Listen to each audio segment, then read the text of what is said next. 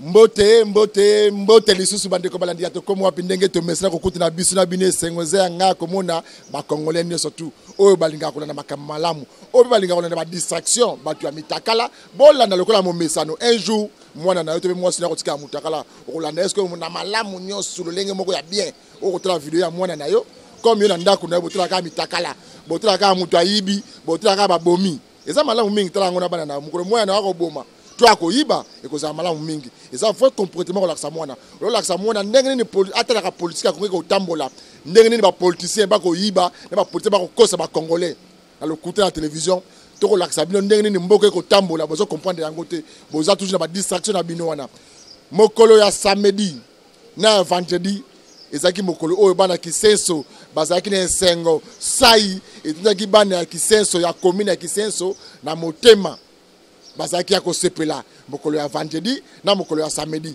mokolo ya vendredi ezalaki mokolo oyo mwana somi ekolo Congo molobeli ya bana Kisenso la fierté de commune ya Kisenso honorable Kajos Kasing Mafolo abengisaki ba député provinciaux président assemblée provinciale ville de Kinshasa gouverneur ba kontinyosu ya ville ya Kinshasa na y compris secrétaire général Augustin Kabou ya IDPS akitaki commune ya Kisenso to bakene ko inaugurer 5 gwagwa liboso na commune Kodia gwagwa mi Balenzinga gwagwa mi Sato Mongi gwagwa ya 4e Makengo et puis gwagwa ya 5e ezali bongo Ngamunata isa bongo ba gwagwa ba pont na Lingala pa ba misu ba sala assemblée ya ko ba Lingala gwagwa na français nde pont na Lingala pe pont mais na Lingala solo gwagwa ezaki inauguré pour la commune qui se mokolo ya vendredi la présence ya secrétaire général mokolo ya samedi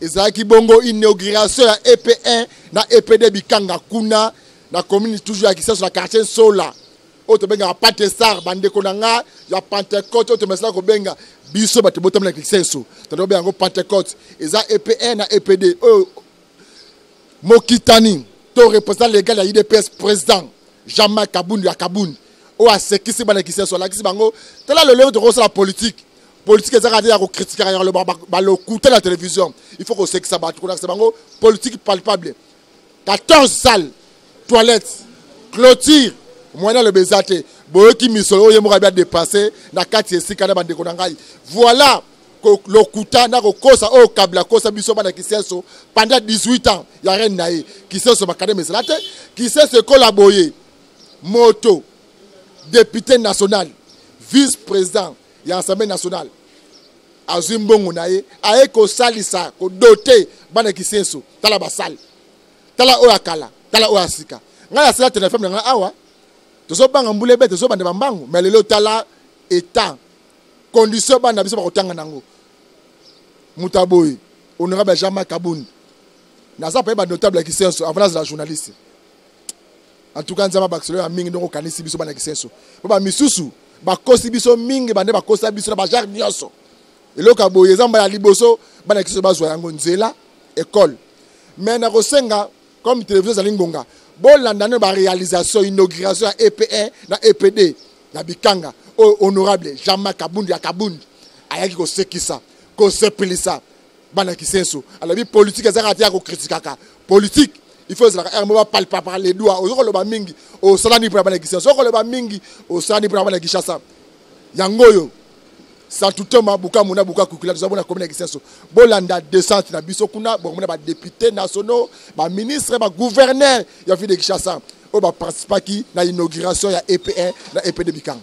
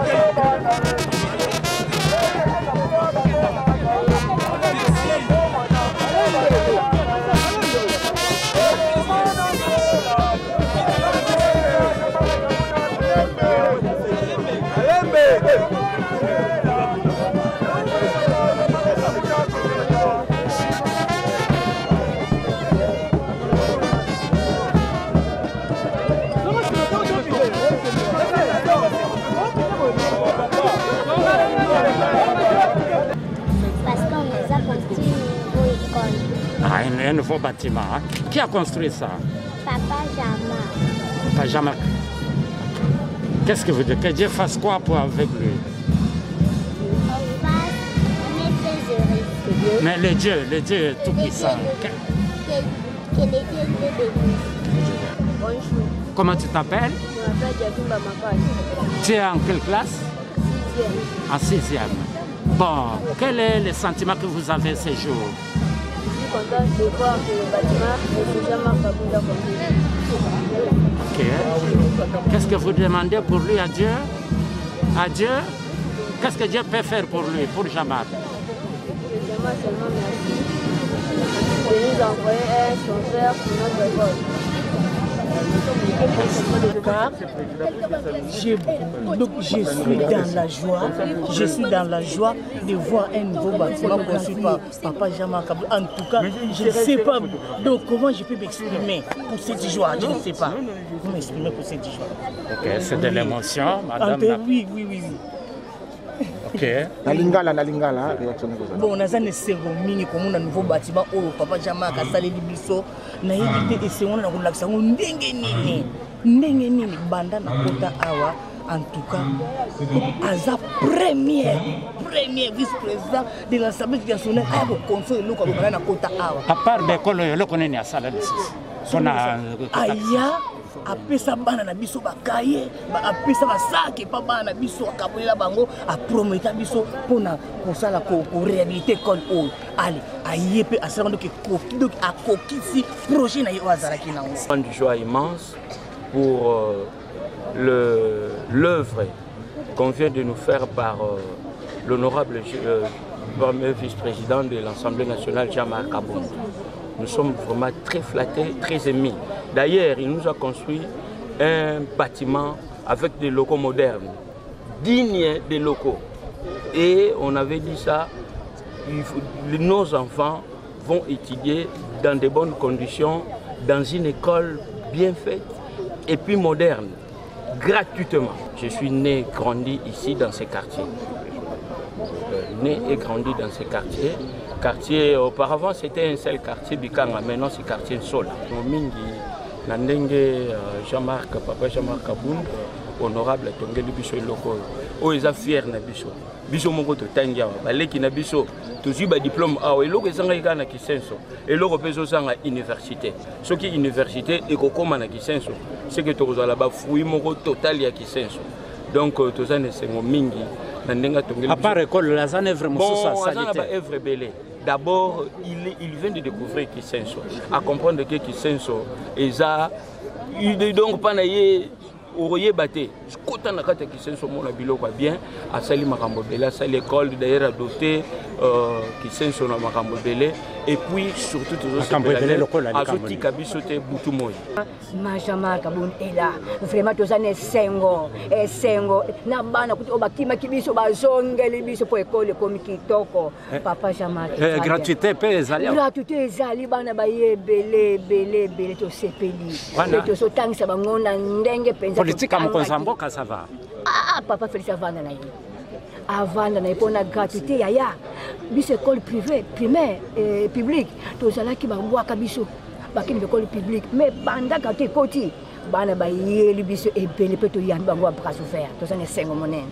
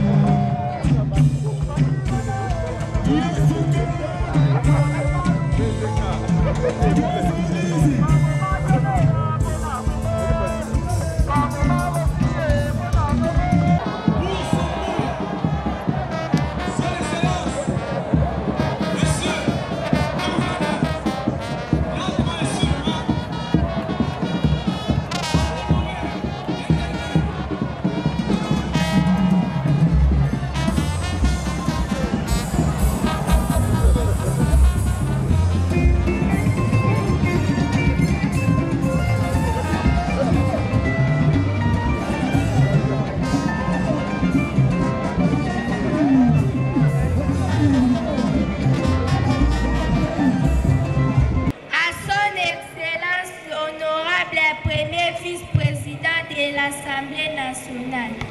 L'honorable premier vice-président de l'Assemblée nationale de la République démocratique du Congo, c'est un honneur pour nous de vous accueillir aujourd'hui au sein de notre établissement scolaire EPED Bikanga. L'école existe depuis 1967. En 1972, mes parents ont construit le bâtiment que vous voyez en emportant chacun des briques. L'école a connu beaucoup de catastrophes liées à l'intempérie. La dernière était l'écroulement du mur de classe suite au ruissellement des eaux de pluie. Papa Jean-Marc Kabound, c'est Dieu qui vous a envoyé chez nous pour nous apporter un soulagement, le peuple d'abord.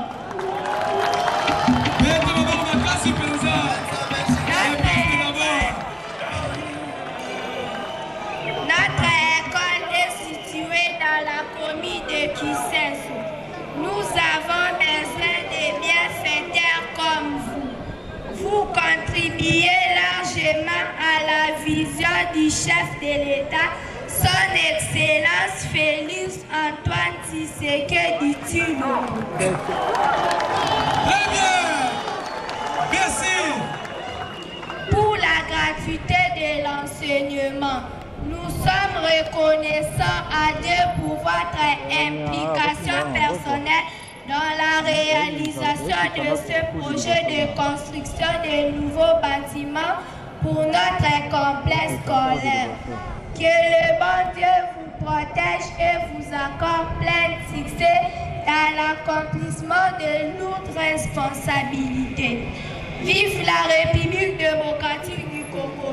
Vive le ministère de l'enseignement primaire, secondaire et technique. Je dis et je Kibino. Mais lelo ezali mokolo ya esengo. Esengo monene penza. Esengo wana pour traduire yango na ba remerciement epai ya honorable vice-président de l'Assemblée nationale de la République démocratique du Congo. Pambate Mosala Asali Awa na SCC Bikenge ezali monene mingi makasi. Yango na rosenga na bino bobetere maboko makasi. Merci. Merci. Merci beaucoup. Na banzi Kobanda Bomwana na botamela Kinshasa na koli na mboka oyo pe na bandi konuna na moni mosala ya kitoko bolite na mboka Kinshasa oyo moto ye moko asimbi azwi lomea na poche na ye pe alobi akanisa bandeko baye. Ezali signal moko ya monene ya makasi oyo esengeli ba politicien nyonso ya République démocratique du Congo balanda. Ba politicien na Congo bazali plus de 3000 bazala misala o bazala ba fonction. Soki politicien moko na moko alobi atonga école atonga hôpital na bati développement na biso ekokende na lombango mingi.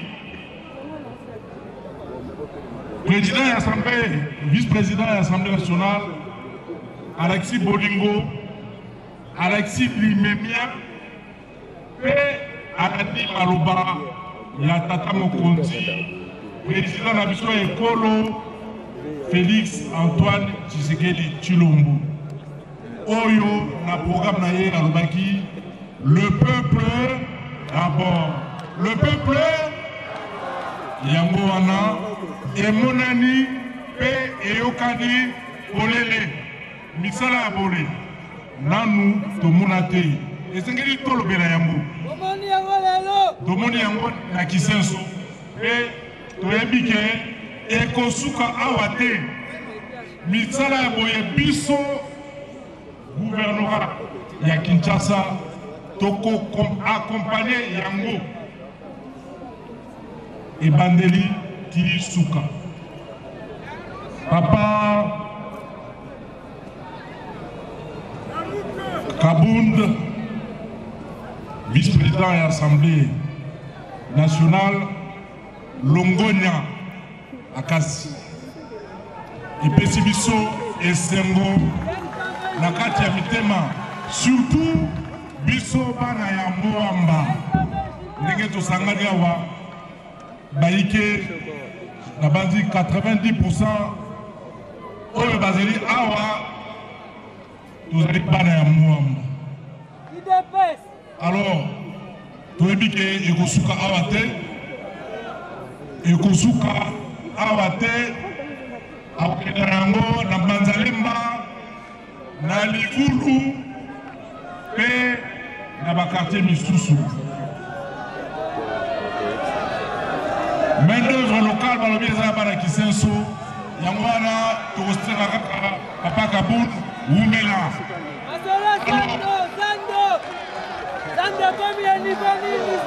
Vraiment, ma et Suki Awa, on mingi te pour la lelo, ma solo msusu, toko solo la stima. Abou!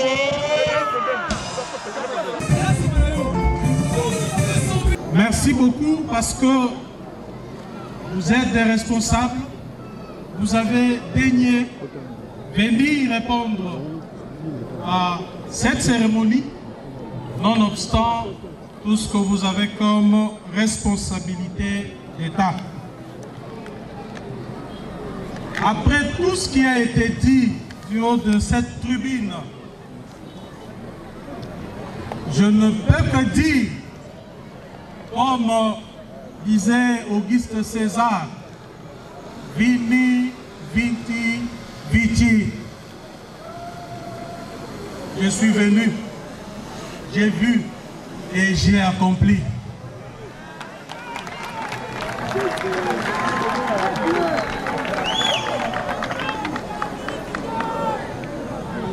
Je ne saurais plus rien dire parce que l'essentiel a été dit ici. Mais parce que la parole m'a été accordée, laissez-moi glisser un mot. Notre société deviendra ce que nous-mêmes, nous voulons qu'elle devienne. C'est que sa classe politique a comme vision sur elle. Ces bâtiments que vous voyez, je les ai construits pas parce que je vise un gain demain. Ce n'est pas pour des raisons électoralistes que je puis faire une œuvre aussi grandiose comme ça. Cette œuvre vient du fond de mon cœur. Je suis aujourd'hui président AI de l'UDPS. Vous le savez tous, notre parti est un parti socialiste. Je suis socialiste par conviction. Je compte plus de des décennies au sein de ces partis. Donc, je ne pouvais que faire ça parce que c'est ça même la raison de mon existence dans la classe politique. J'ai aussi fait cette œuvre. J'ai aussi fait cette œuvre pour accompagner, soutenir la vision du chef de l'État. Cette vision incarnée par le slogan qui est devenu aujourd'hui emblématique, le peuple d'abord.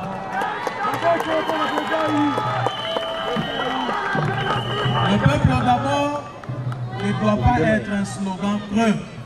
Pour nous, il est vivant. Le peuple d'abord, c'est une vision vivante qui doit changer ces pays. Et en tant que président du parti au pouvoir, je ne peux que donner le ton. Moussale les Kamalobane Belé. Yangowana, surtout ça, président. Yangowana. Je soutiens les chefs de l'État. Je soutiens les chefs de l'État. Oui, vous soutenez les chefs de l'État, mais concrètement, c'est ça ma contribution à la vision du chef de l'État. Toujours. Je l'ai fait. Vous allez constater que cette œuvre contraste avec le milieu. Ce n'est pas pour rien que j'ai choisi ces milieux urbano-rural.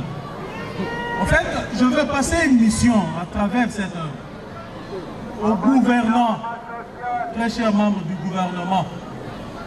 Nos enfants qui vivent dans les milieux reculés doivent étudier dans les mêmes conditions que ceux qui vivent à la monnaie.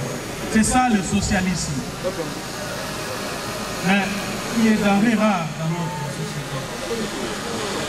Le professeur Kamana, dans son ouvrage, la RDC est à inventer, paru en 2008, il disait ceci. Il disait que la RDC est devenue une société sans intelligence pour avoir tué les conditions et les bases même de l'intelligence. Jacques Chihuahua Katoudjichini, qui paraphrasait ses propos dans son ouvrage, il dit dans son ouvrage que je viens de lire il n'y a pas longtemps, réinvention de l'UDPS, déclin du FCC, enjeu de pouvoir et refondation de l'État, renchérit en disant, je pense aussi que les intellectuels et les dirigeants politiques congolais ont le devoir de réhabiliter les infrastructures et les ressources de l'intelligence. Il continue, il dit, ils doivent également le placer au cœur de nos transactions politiques, économiques, sociales et culturelles quotidiennes dans le but de poser les bases de refondation d'une société gouvernée par les rapports d'intellectualité. Deux fois, certaines personnes sont choquées parmi vous. Comment le premier vice-président de l'Assemblée peut dire ça? Il affirme ça dans la tribune. Je suis convaincu, je suis d'accord avec ces deux intellectuels. Notre société doit absolument bénéficier de l'apport et la gouvernance qui, d'ailleurs, est assurée par des intellectuels. Et cette gouvernance doit répondre aux besoins du peuple. Nous devons construire aujourd'hui une société basée sur la solidarité, le partage et l'amour. On ne peut pas comprendre que dans une société riche comme la nôtre, qui ait des très riches, des personnes très riches et des personnes très pauvres. Qu'il y ait des enfants qui étudient dans de très bonnes conditions et les autres qui étudient à l'air libre. À même les sols. Je dois vous dire que lorsque je suis venu dans cette école, à mettre les fournitures scolaires, je crois en 2019,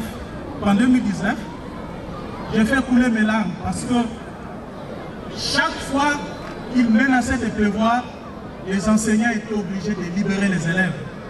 Après cette cérémonie, vous ferez bien de visiter ces bâtiments.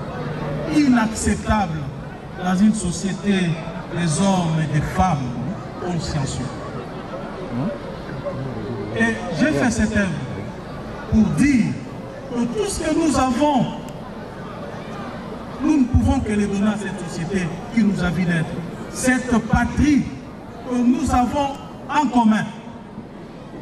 Je l'ai fait parce que beaucoup de ceux qui sont sur Internet, ils vont poser des questions. Mais j'anticipe déjà. Moi, j'ai l'obligation de faire ce que je fais. J'estime que c'est une obligation pour moi. Mais le moyen, je suis député national, premier vice-président de l'Assemblée.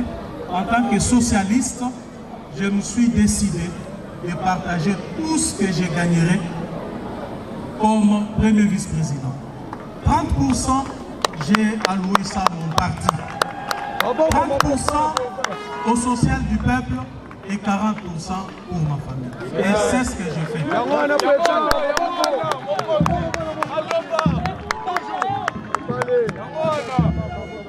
C'est ce que je fais. Je suis sincère avec ce que je vous dis.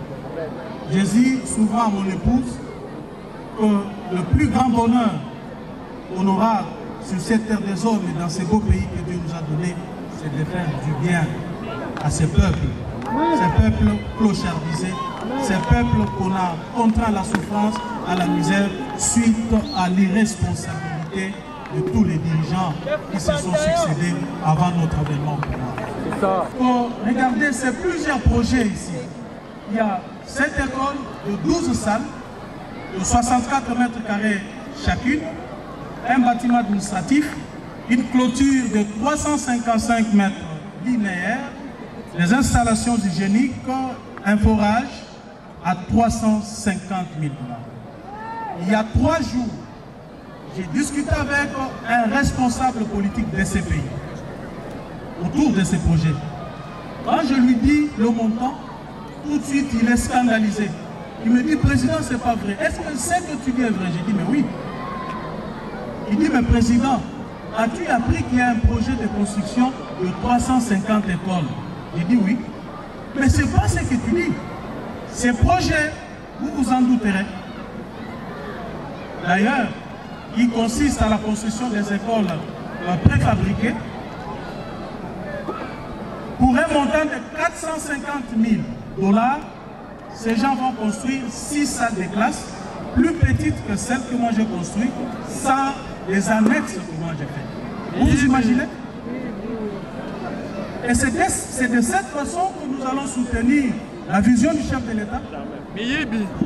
Quand je fais mes calculs, l'État congolais va perdre plusieurs millions dans ces contrats.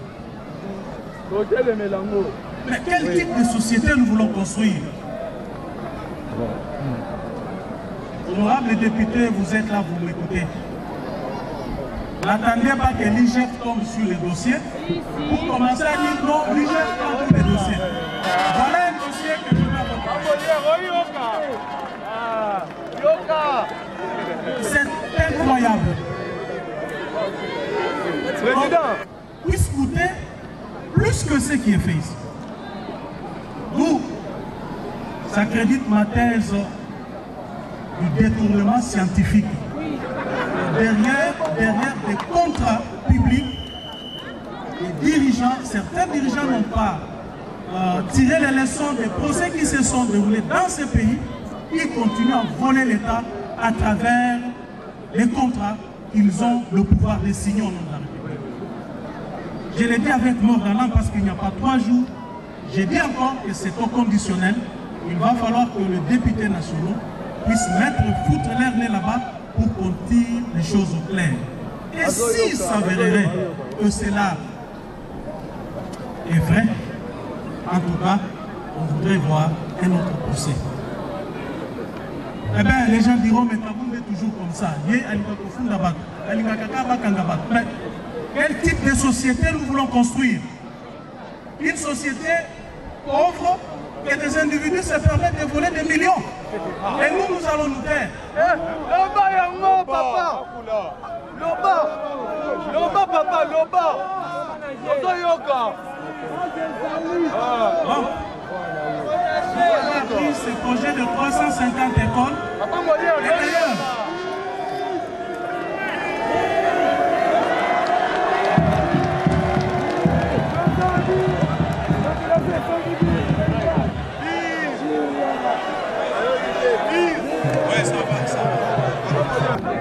alors, construisons ensemble une société juste et équitable. Il a besoin d'une classe politique, des gens qui prennent conscience que ces pays, c'est tout ce que nous léguerons à des générations futures. Quelle que soit la fortune qu'on pourra amasser aujourd'hui ou demain, nous finirons par laisser. Parce que Kinshasa ici, ceux qui ont fait l'histoire de Kinshasa en 60, en 70, ils ne sont plus. Ils existent, ils ne sont plus de ce monde. C'est une autre génération.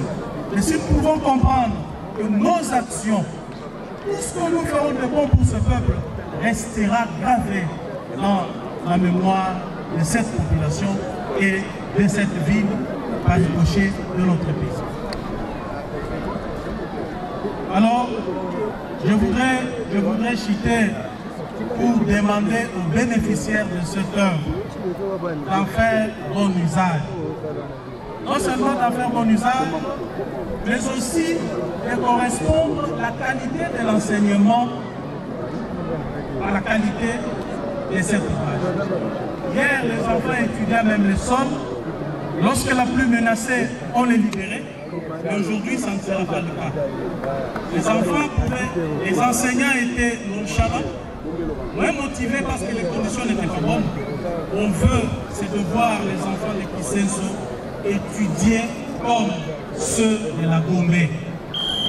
Je les passerai de temps en temps ici pour veiller aussi à ce que ces bâtiments soient bien gardés, qu'ils soient utilisés normalement, mais aussi que la qualité d'enseignement soit au niveau, atteigne le niveau de ces bâtiments.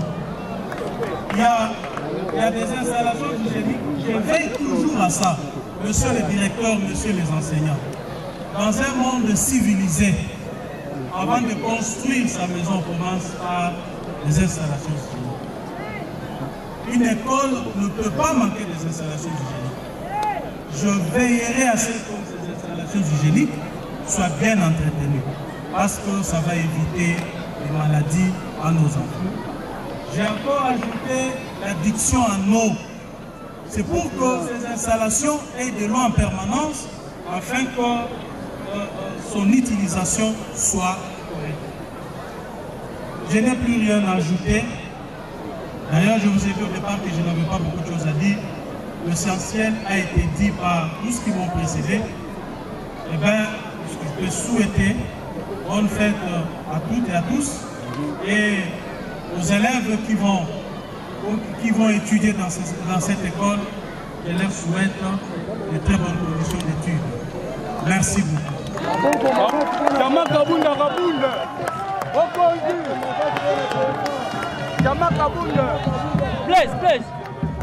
Ainsi, le représentant du ministère de l'EPST ou du secrétaire général à l'EPST, et je vais vous les lire une expression attestée par les présentes présences de monsieur le gouverneur de la ville de Kinshasa à la remise des nouveaux bâtiments scolaires à son fonds propre. Les bâtiments construits comprennent 12 salles de classe, 6 bureaux administratifs scolaires, des installations sanitaires, 50 mètres linéaires de bâtiments. Les bâtiments ainsi construits, responsables de ces écoles, s'engagent à faire bon usage des dits bâtiments dans le respect de l'esprit du donateur, honorable Jean-Marc Kabound Akabou. De la nature de ces écoles.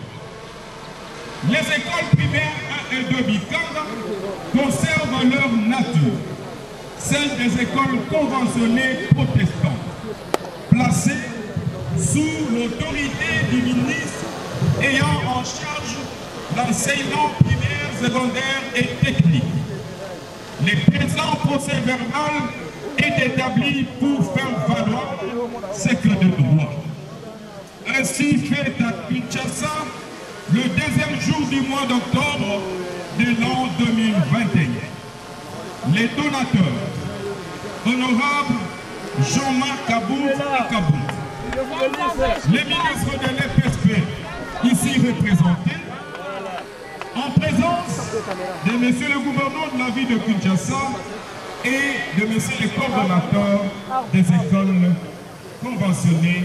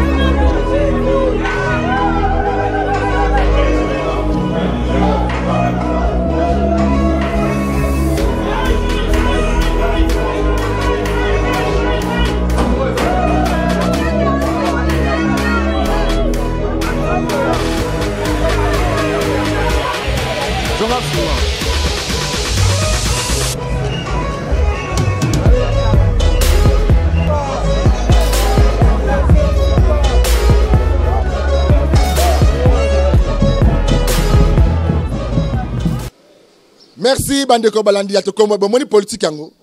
Politique a dépend des mesures. Tu as le coup pendant 18 ans. Bana qui sait parce que mon rien à Kabila te. Donc na qui sait soit rien à Kabila. Oh ça c'est 21 ans.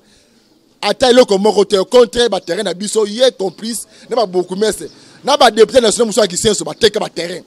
Ba kaboli qui sait soit ndenge moko elongo bante qui sait le ko dinda. Tala mona somi ekolo Congo Eli ya IDPS. Ndenge ba ko sala musana bango ba le ba le peuple d'abord le peuple yango école donc sera zaki moto musu 300 plus de 350 000 $. So zaki moto musu ozimbongo ba mise ba yemba ba théâtre le kumu na kiseso ko zona basi ya batu c'est ça mais ndekoyo asa mona kiseso te aza Eli amo amba on ne va jamais kabundi ale bitika na sepeli sabatu sur la politique autrement atiki signature yango wana to organiser ba école wana un jour to ke côté musu ko Eli susuka ya IDPS na ebisi bino ke ki senso zeka ya nanaboya kajos nanaboya kabundi ya nanaboya kajos nanaboya kabundi banda vendredi na samedi na présence ya CG Augustin Kabuya bolanda inauguration ya ba pont ba gwagwa na lobi ke ya avenue Kodia ya avenue Mongi ya avenue Nzinga eza bongo na Mokasi mbongo ya mwana somi ekolo Congo honorable Kajos Kasingi Mafolo mbongo na iti mbongo ba député national mbongo l'état te wana kuna école honorable Jamais Kaboun côté ba pont ya honorable Kajos eza bongo fierté ya bana kisi il faut télément ndeni de soni pouvoir de côté na bokase aboy bandeko ya IDPS félicitations boende musele tambolara bolanda inauguration ba pont ya 5 ponts successifs ya député provincial na musolo na motoki na yembo bolanda na ba déclaration na ndenge seja koloba bolanda bo inauguration ba gwagwa kuna na communication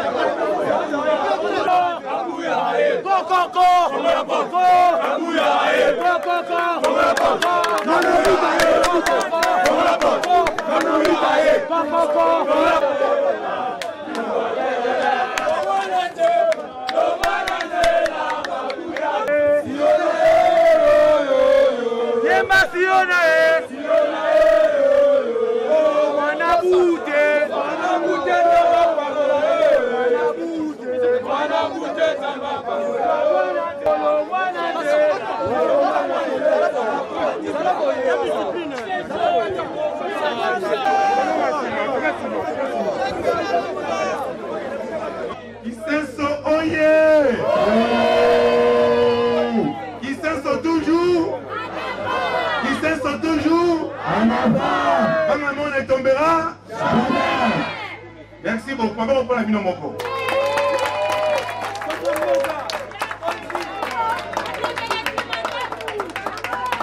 Messieurs les premiers présidents de l'Assemblée nationale et président AI de l'IDPS ici représentés. Honorable président de l'Assemblée provinciale de la ville-province de Kinshasa. Honorable sénateurs et députés nationaux. Honorable président de l'Assemblée de l'Assemblée provinciale de Kinshasa. Honorable vice-président de l'Assemblée provinciale de Kinshasa. Honorables députés provinciaux. Messieurs les gouverneurs de la commune de Kisenso. Messieurs les secrétaires généraux de l'IDPS. Messieurs les secrétaires nationaux de l'IDPS. Messieurs les vices fédéraux de l'IDPS Moamba. Messieurs les vice-présidents fédéraux de l'IDPS Moamba. Messieurs le président de l'IDPS Kisenso. Messieurs le président cellulaire de la commune de Kisenso. Messieurs les chefs du quartier d'Ingiding. Messieurs les notables du quartier d'Ingiding. Distingués invités. En vos titres et qualités respectifs. Je voudrais avant toute chose rendre grâce à l'Éternel Dieu, lui qui a permis que cette cérémonie ait lieu ce jour. Ensuite, je saisis cette opportunité pour vous remercier d'avoir répondu à notre invitation, ce en dépit de vos multiples occupations.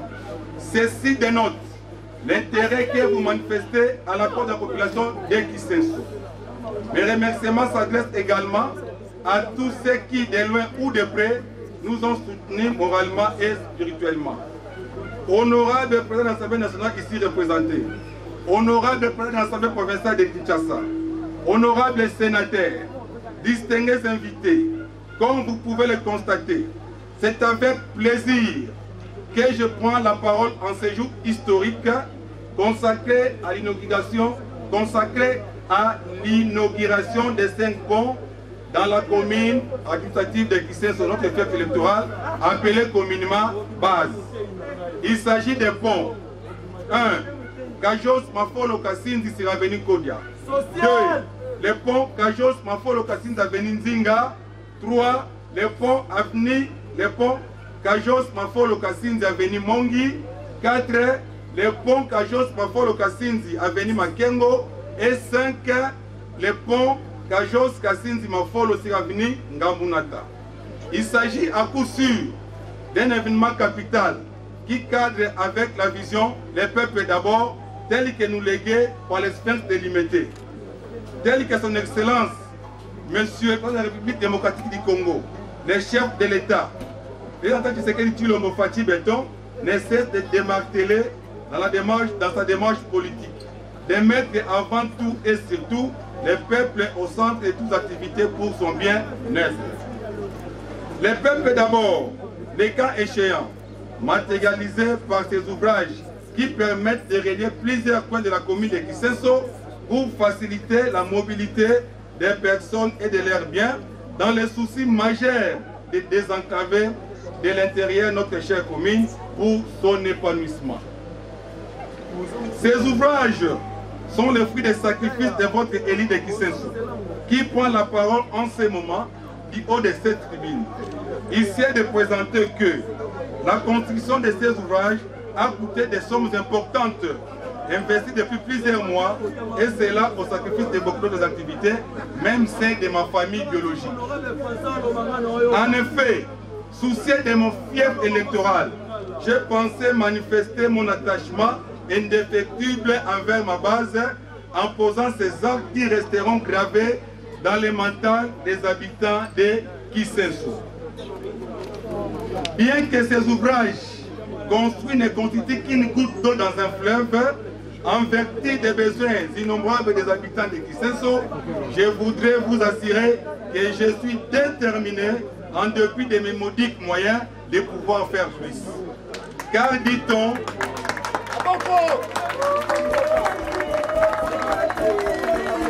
en dépit de mes modiques moyens, je voudrais vous assurer que je suis déterminé, en dépit de mes modiques moyens, de pouvoir faire plus. Car, dit-on, celui qui a la foi peut déplacer les montagnes. Voilà pourquoi je demande aux usagers d'en faire bon usage et de les entretenir régulièrement pour ne pas tirer vers les bas notre chère commune.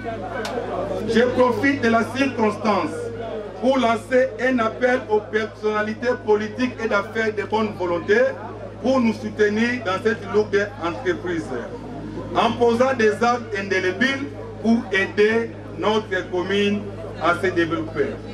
Je vous remercie.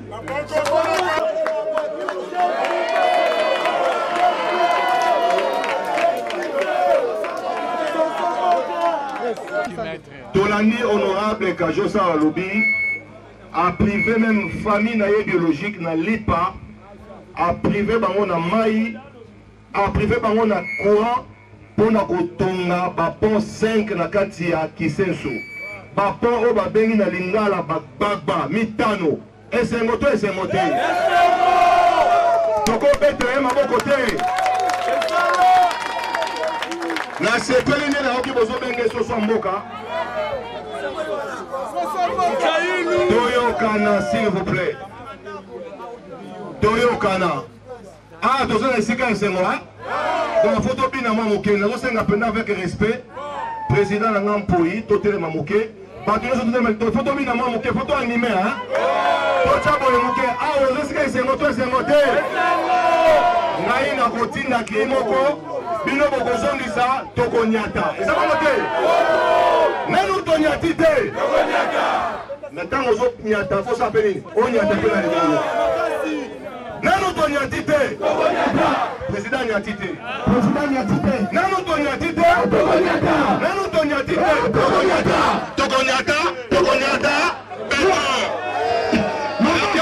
Président, la banque on a cassé. Un professeur et assemblée de Yeah. Nye nye. Bomba bomba. Mabe. Bomba bomba. Mabe. Na loba. Loba. Na sakola. Sakola. Na limbola. Limbola. Na pambola bino.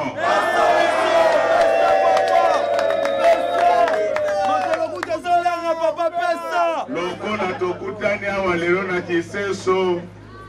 Ngana moni bino pebo moni ngai mabeto malamu. Mbala liboso. Napesi matondo mingi na moninga wangai honorable Kajos. Papa social. Depuis Kisenso ebanda ya boyenano esalama te. Biso tozali baloba te, biso tozali basala. Yango nalingi bokoma makambo oyo. Omoni ete oyo aza soso ya ndako. Azolia ayebi ete na nsima na ngai bato mpe bazali. Napesi elongoni ya mingi, napesi bana Kisenso mingi. Soki boyebaka te, nga na voisin na bino. Nazalaka be pembeni awa na 7e esengo te. Alors lokola tokutani awa na bao basepeli na basepeli te, Nzambe na nga apambola bino nyonso.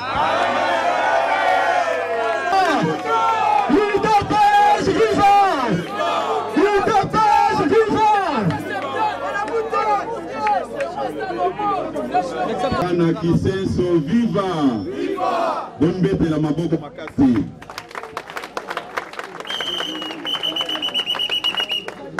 nakosenga bino bobetela ba député provinciaux na biso maboko makasi. Nakoyebisa bino boye toyokana malamu, toyokana malamu. Lelo ndenge bato ya loboto balobaka je ne fais rien au hasard. Toyokani lelo toye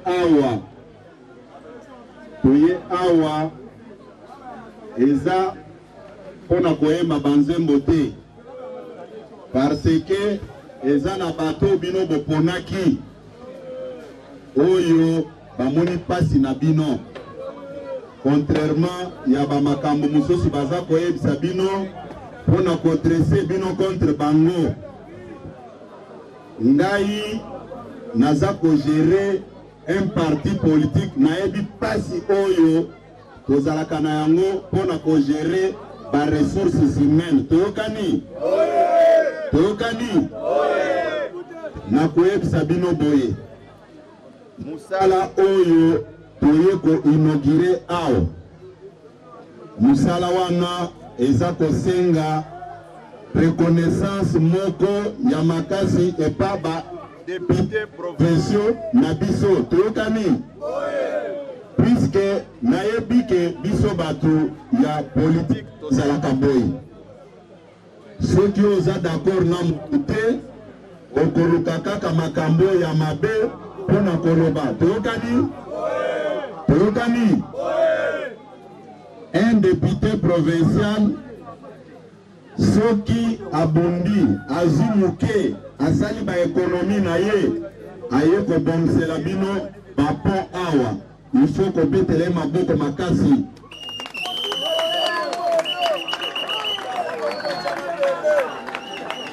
Lelo nalingi koloba boye ebele bolandaka ngai, bolandaka ngai na ba chaîne de télévision pe na ba radio. Nayebi te soki mutu oyo azalaka na franc parler na mboka na biso awa, soki bakotanga bango bakotanga ngai te. Menga naza koyebisa bino ke mutu adresse bino contre ba député provinciaux te. Toyokani? Toyokani malamu? Mutu a utilisé bino comme marche-pied te. Toyokani?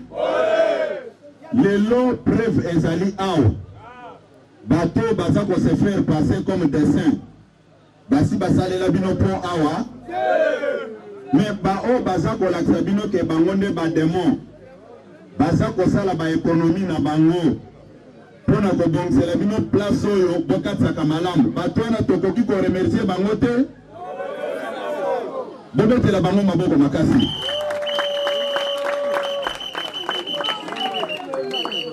Soki otuni mutu alakisa bino ba preuve nyonso balobelaka wana bakopesa bino yango te. Toyokani? Ngai moko awa naza victime ya ba campagne de diabolisation ebele, bayebisa ba congolais ebele, ba kinois ebele, naza na ba chantier soki combien moko nalobaka boye nzambe esalisa ba chantier wana ekoma pe ya solo, mais nyonso wana pour nuire seulement. Toyokani? Ngai namonaki awa mutu ya politique moko aleki na émission moko alobi boye Augustin Kabuya wana, Jean-Marc Kabundu wana, ba numéro na bango ezalaka na RAM te. Ngai na mituni me ye ageraka téléphone na nga te, ndenge nini ayebi ke nga bakataka nga te. Yango namonaki kaka ke c'était de la malhonnêteté pure et simple. Mutu wana soki lelo nalobi na traduire na justice bakoloba boye UDPS ekomi kokangisa bato eza boye te, mais abosani ke abebisi lokumu ya bato na makambo oyo eza solo te. Yango baponomi na biso bao bandimi kotambola sima tata mokonzi ya ekolo lelo baza kosala musala oyo pona intérêt ya population. Makambo ebele baza koyebisa bino eza kaka ya lokuta.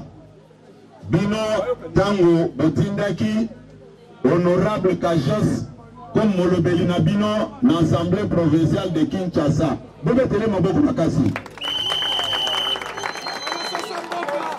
Bobetele maboko makasi.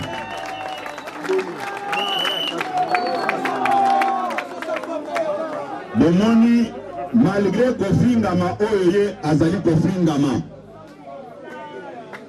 Nalobi malgré kofingama oyo azali kofingama. Asali ba économie na ye asali libino po awa na pona bana Kinsenso.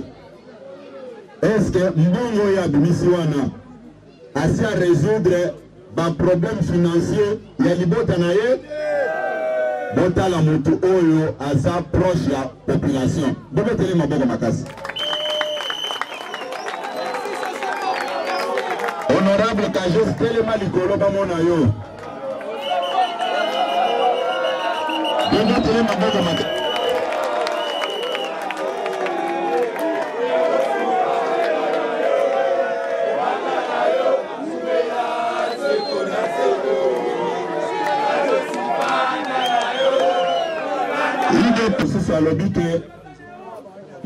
La malédiction du peuple congolais, c'est lui de presse. Nana ça pour répondre et boye. Naebi Bakolobao, secrétaire général, pour répondre à Kate. Il faut qu'on y ait la moutoua boye. Parce que c'est un kabiliste.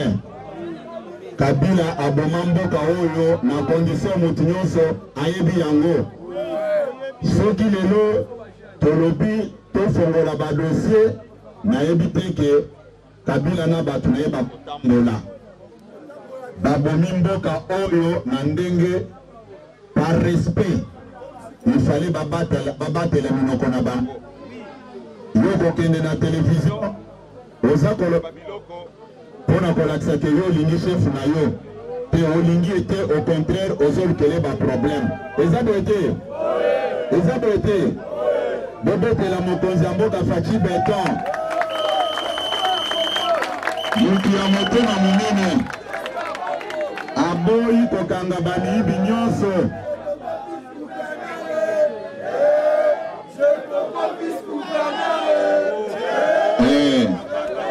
Toyoki ndenge boza koloba batu oyo bafotaka ba vice gouverneur nde baoyo avandi na bango. Toyokani malamu. Toyokani moto akosa bino te. Ba député oyo baza kosala musala boza komona bango. Toyokani. Est-ce que Kajos, honorable Kajos oyo moto soki akoyebisa bino kazama to bino bokoyebisa ye ke alobi malamu?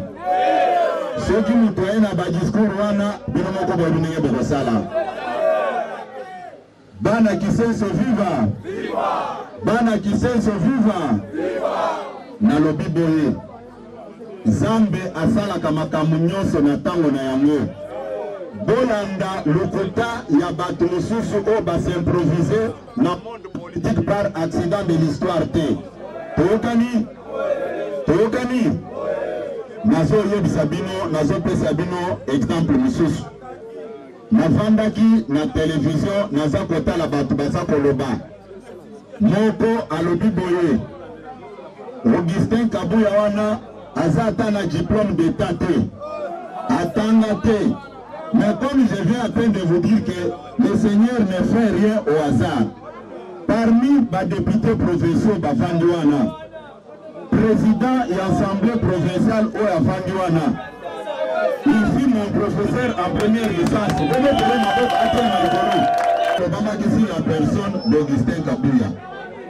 Est-ce que vous avez comment on a la télévision pour dire aux gens que non, j'étais même à l'école primaire. Dans ce moment-là, on a le cas. Mais bateau, baza kolobawana. Bazala qui sima mutumoko na mboka oyo. Pendant 18 ans, batikala kolakisa biso ata école primaire atanga te. mais ils étaient tous là en train de l'applaudir. Tokani, madame. Tokani. Méfiez-vous avec tout ce que les gens viennent vous rencontrer ici. Tokani. Il faut que soutenir Bato Bazako c'est là-bas. Œuvre sociale ou ya kitoko boy. Tokani. Tokani, madame.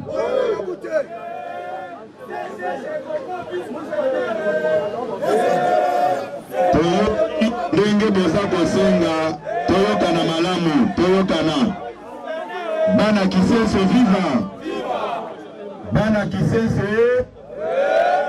Kisenso toyokana nanu yo responsabiliser secrétaire général teke yende akovote vice-gouverneur batu oyo bakovote vice-gouverneur baza baninga na ye badepute provinciaux toyokani biso tokobeta maboko na résultat o bango bakopesa to eza boye te makanisi ndenge likolo mwa matanga ya mbula eza kobeta muke eza signe ya mapamboli bino bana Kisenso bopambolami toyokani bomona ke mbula ebeti na moma oyo tozoya mpona koinogire mpona bino toyokani mpona awa na koloba boye kolo nzambe apambola honorable député Kajos azongisa mosusu ebele na oyo abimisi mpona kotongela biso mpo oyo toyokani malamu.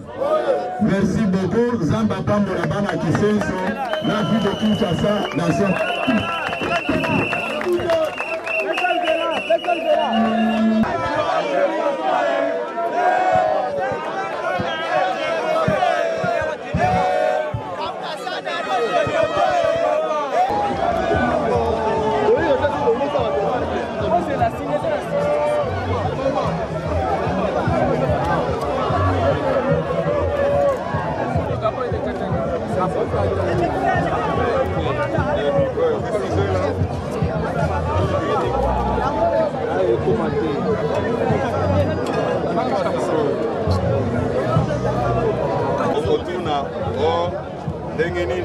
Secrétaire général a inauguré pont, se faire accompagner avec le président de l'Assemblée provinciale et les députés provinciaux.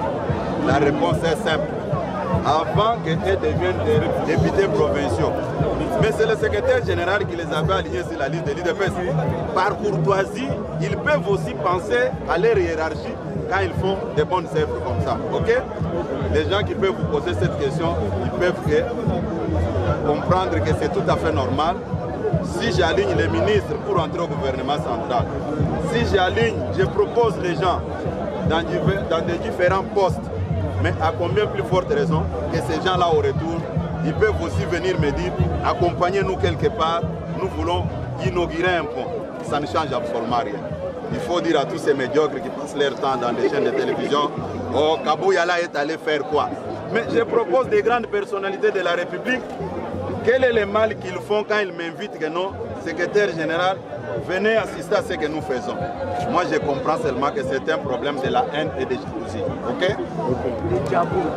Reculons un peu les amis.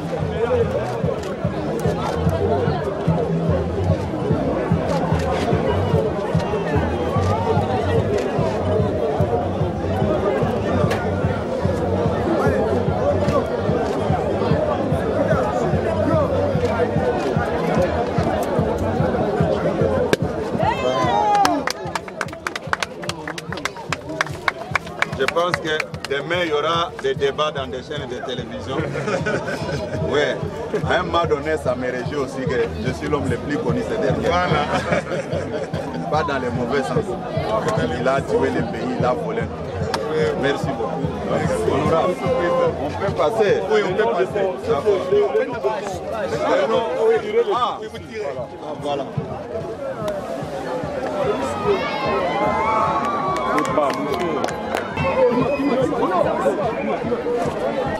Vous avez la mauvaise. Quelqu'un qui fait des bons, vous dites que non.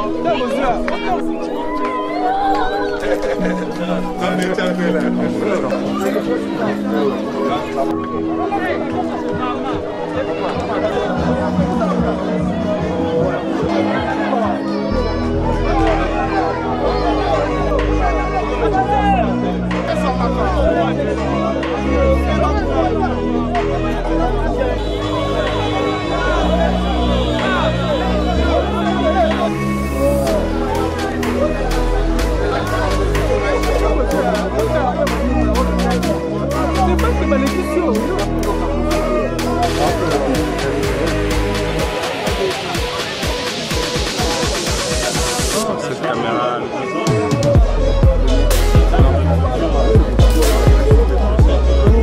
Michel.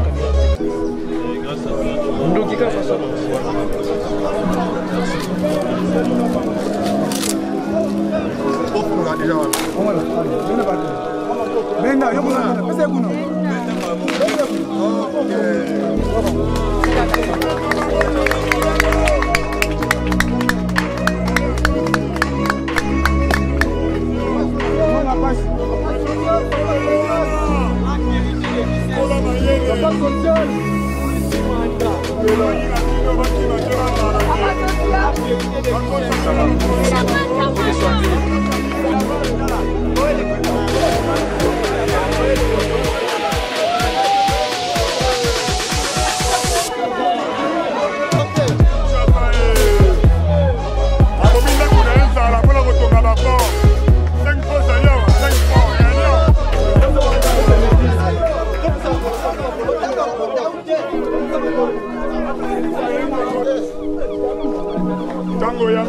C'est voter sa Josin. Voter utile, c'est voter ma follow. Sur le Mélanie Dino. Parce que 2000, 10 000 polo, à Roya. Là, 2000, là, polo, je vais voter Bango. Je vais voter Bango.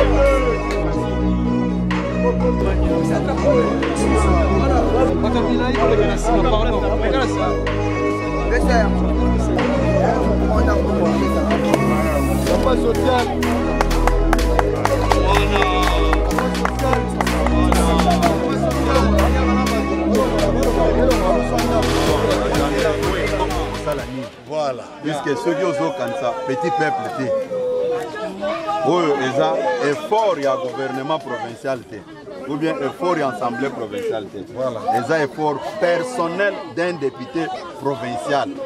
Ata oza na motema mabandenge nini.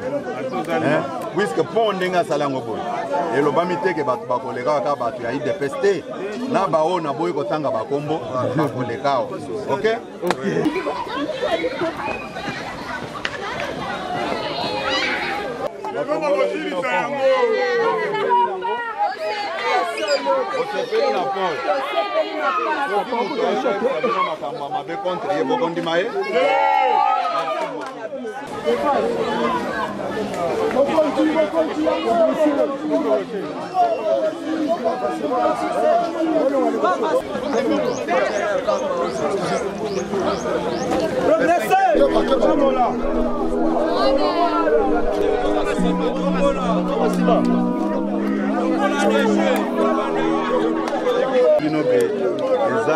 Mbongo ya un député provincial.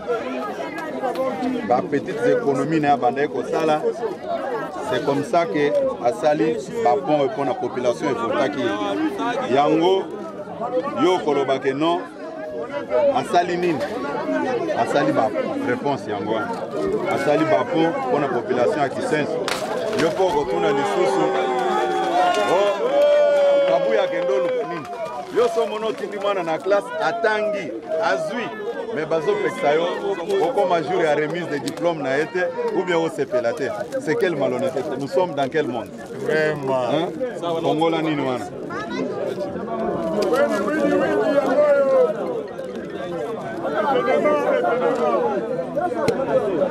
Oh non, kabuya keko inauguré bapo na Kisenso. Mais supposons que les IDPS va saler l'homme. Député provincial et IDPS a sali quand il y a population à Kisenso. Mboko yokokuta kiango na libulu. Tozo bilisango muke muke. Yokani malamba ndeko. Yokani. Na ebi bien que ba débat est causala dans tous les sens. Mais et l'obamité que ceux qui étudiants a commis na papier naé azui.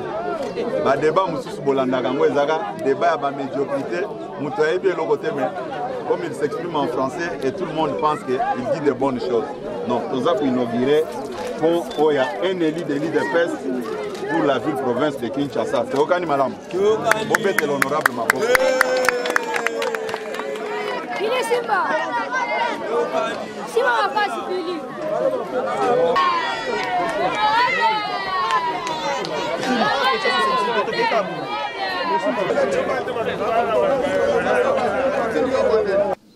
Oui, bandeko balandi bon mon esengo peuple congolais esengo ya bana kisenso taninga ba sepela ki ba palpo les écoles techniques non tout à l'école technique 5 avenues ti yo comme akuna kota kodia ba avenue nyonsu ba pont ekoti mwana somi école au Congo tant que le bana bine fo luka ba soso amboka bo votaka bandeke ta ko pumbwa ko kede bozo comprendre te bon moni on a ba kajos ma folo le ko ko sala et le ko to ko senga na ba congolais nyonso tout nga moko te notable ba kisenso dans le ba ki faut encourager ba grand frère ba kulutu na ngai baza liboso musaba ko sala parce nga pe lobby na ko zona place wana boni ya ko encourager ngate ngala ko betele maboko image ale na ko l'exango poete na ko kanisa ngala sarati na femme na EP1 EP2 bikanga tale taiza elaki tala le honorable jamais kabundi a s'appelle si bana kisenso a s'appelle si biso to betele maboko bana kisenso na bisa kibino to laka kibino to sala pouvoir to sala musala na ndenge longo bani na ndenge mususu lisu lukola lisu to kita kuna comme kisenso bon moi sema lisu lukola lisu sala musala nango bon moni inauguration école bikanga bon moni pe inauguration ba pont ba gwagwa bana kisenso mbule ko beta to tambula tour na ndenge malamu boende ezalaka ba honorable député provincial Kajos na député national honorable député national président AI ya IDPS ya Betty na biso oyo et un exercice plus de 13 salles na ba norme internationale au côté salle climatisée sur la terre mais au kotokate le longo bani courant au tali USA au tali nga clôturer mirwana école biso benga Pentecôte ndeko na ngai en tout cas il faut qu'on féliciter mingi honorable Jamais Kabundi boende zalaka kanisa kabiso bana kisenso to za délaissé bato voter par osala musa ndenge longo banité merci pena honorable Kajos la fierté de kisenso ndenge ezalaka to suka mukolo malelo tikati kimia kolonzambe ezala maboto na bino ndetu kute mukolo malobi